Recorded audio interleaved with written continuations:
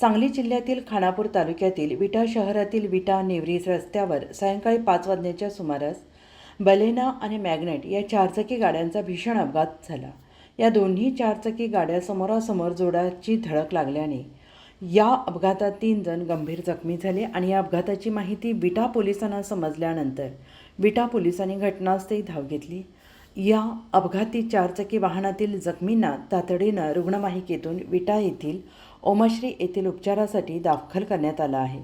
यावेळी बघ्यांची मोठी गर्दी झाली होती, तर या दोन्ही वाहनांचा चक्काचूर झाला आहे.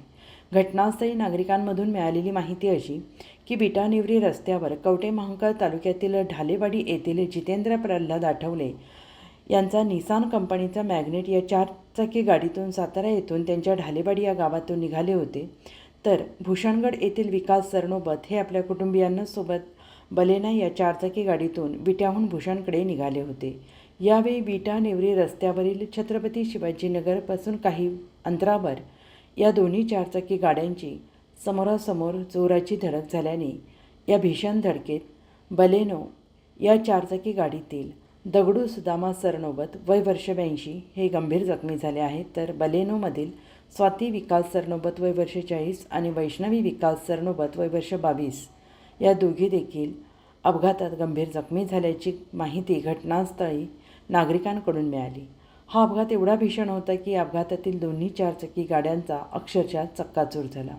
या अपघातानंतर दोन्ही गाड्यातील एअरबॅग कार्यान्वित झाल्यामुळे मॅग्नेट गाडीचे चालक विकास सरनोबत यांना सुदैवाने कोणतीही हानी झाली नाही. या अपघातानंतर मॅग्नेट गाडीचे चालक जितेंद्र प्रल्हाद आठवले यांनी तातडीनं रुग्णवाहिकेला पाचारण केले. तातडीनं जखमींवर उपचार सुरू करण्यात आले. सदर या घटनेची नोंद विटा पोलीस ठाण्यात झाली असून या अपघाताचा विटा पोलीस ठाण्यात घटनास्थळी पंचनामा करण्यास उशीर केली होती आणि या अपघातानंतर घटनास्थळी मात्र बघ्यांची मोठी गर्दी जमली होती.